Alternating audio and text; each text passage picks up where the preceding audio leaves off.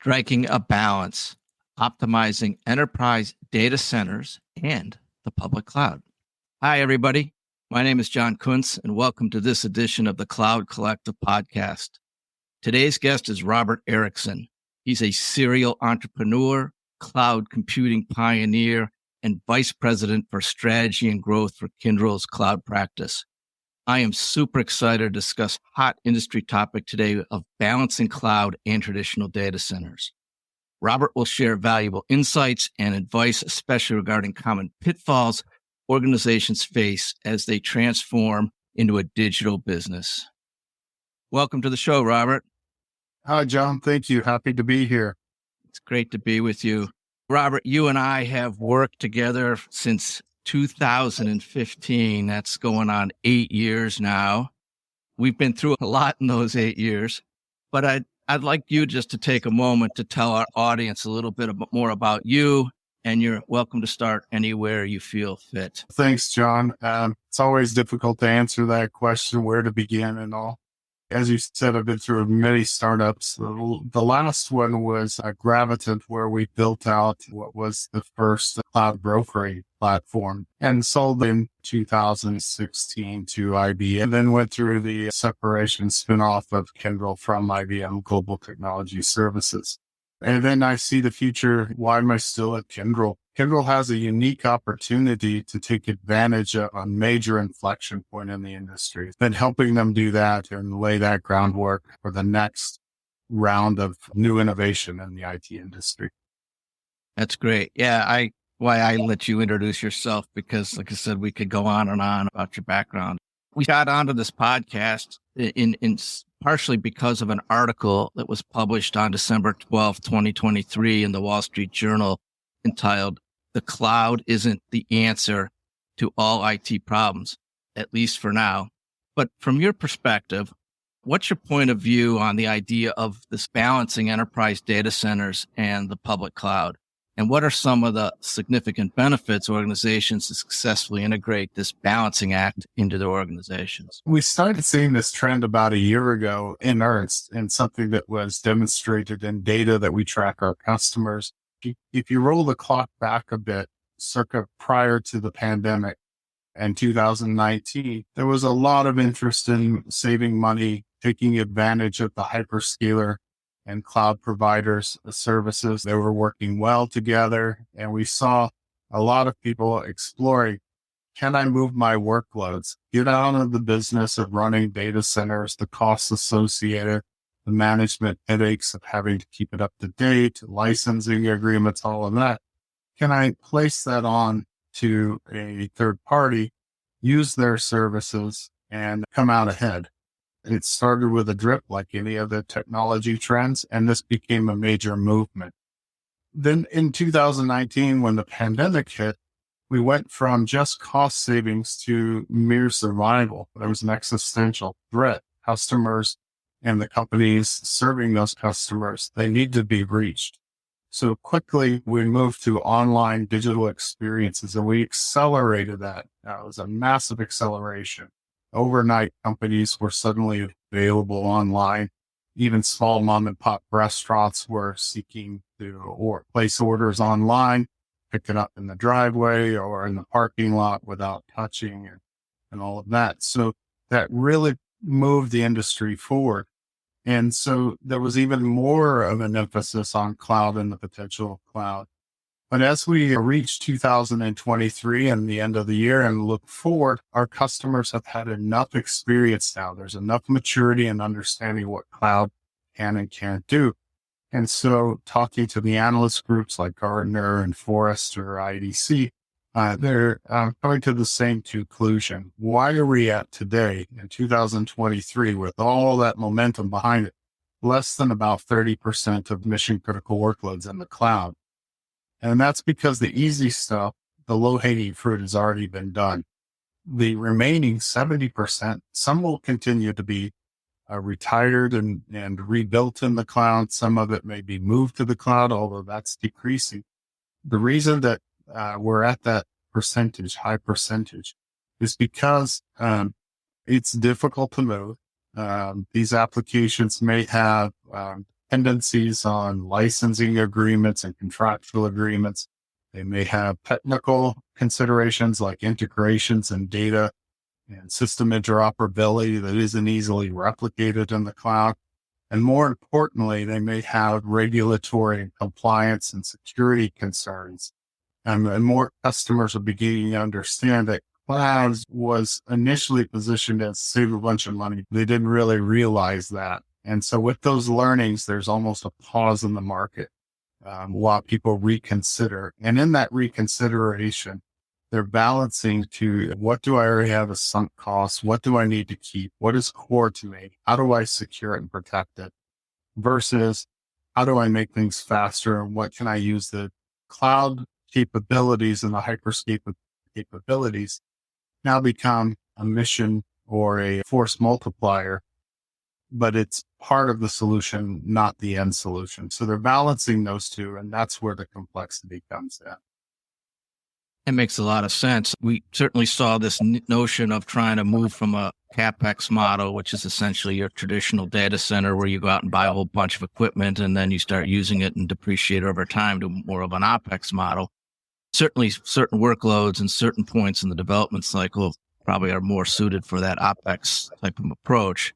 But I think, as you alluded to, there's certain things that just make sense to do it as more of a traditional and or own that infrastructure. A lot of organizations are trying to push everything into a public cloud model. What are some of the common pitfalls or challenges organizations face as they try to transform themselves into digital businesses?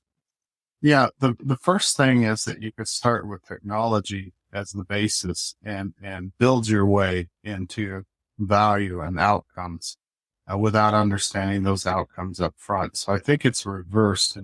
And that's that maturity I alluded to and talked about earlier, is customers we're seeing have now become fairly adept and knowledgeable on what cloud can and can't do. So if we're talking about what is the final outcome, what are we trying to achieve? Is it a cost savings in general? Is it reaching new markets? Is it creating innovation and instantiating that and making it repeatable and part of the core culture? Even reaching new markets globally. So you start with that. And the pitfall is that if I think that I can avoid that conversation and just build something in the cloud and they will come, you risk what we internally call doing cloud poorly. It's usually more costly. You don't achieve the results that you are likely to be seeking. So it starts with a firm understanding, using collaboration with customer. That's the best idea, is if you have a joint meeting of the minds. And customers often don't even know what the art of the possible is. They don't know what the destination is. They don't know what's possible with these new technology. So having that conversation up front, working with that client, working through it is critical. And we have playbooks that have emerged, but trying to do it without that and just building in the cloud to start with, you end up with what is the old adage, I'm a solution seeking a problem. Right. So I'm a hammer looking for a nail. You saw this over and over again, at least in my career, where technology emerges and people just try to rush into it for the technology's sake. And quickly they learn that it's not about necessarily the technology, the raw technology, even though it's super innovative and there's great potential for benefits. But sometimes you just have to take a step back, like you said, and not just do it because it's there and it's better, but what are you really trying to accomplish and what's the best method and process to move forward? I've seen that in my career over and over again. Yeah, absolutely. And part of it is this assumption, especially prior to the pandemic, that somehow we're going to take all the headache of IT and transfer it to somebody else like the hyperscalers. And in the end, it's your business. And customers understand there are things that properly belong in the cloud, things like the tooling that they provide, the speed, the new digital experiences, the fast, innovative access to services, all perfect for a cloud situation. But we also have tremendous investment in things like data centers and data. And I would say that even the data center itself and the legacy or traditional stack IT, there's significant investment, but it's not static. It's not staying still either. it also is progressing. Having an investment in data center and updating it to handle things like large language models, generative AI, being able to process and protect data on-prem.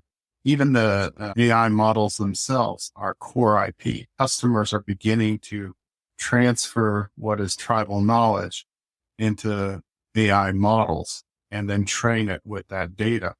Do you really need or want that data transmitting back and forth at high cost across the internet? Maybe, but it depends on the situation. So that balance is coming. If you were to give one piece of advice to someone that was considering embarking on a digital business transformation, what would that be? How do you get started? Where do you go first? Like any knowledge or technical aspect, you start with somebody that's been there and done it. You find out patterns or find out examples of who's actually done this at scale or has done it with the outcomes that you're looking for. Find that group, join some of the guilds out there. LinkedIn is a good place. Your Kyndryl representative, if you want to go the Kyndryl route, or your system integrator may be available.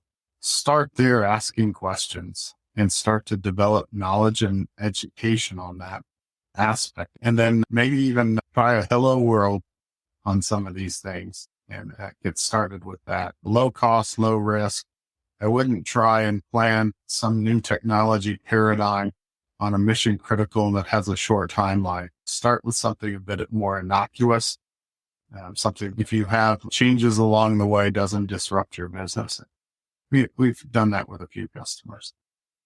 It sounds like the classic crawl, walk, run analogy, where you pick something that is fairly small, isn't going to run your whole business, but important.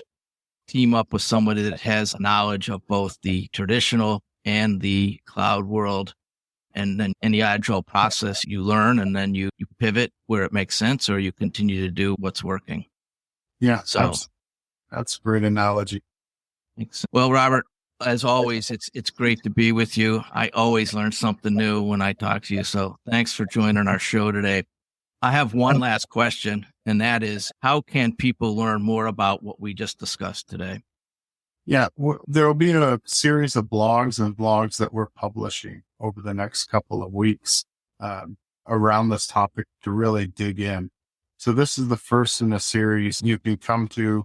We'll have the links and all of that available to you. I'll share those, John, with your audience. Look over the next couple of weeks. We're going to have some interesting customers. You can hear it from the customer. We're going to have some analysts from the industry. And it's always good to hear it from where the rubber hits the road, the development managers and the dev managers who actually implement it.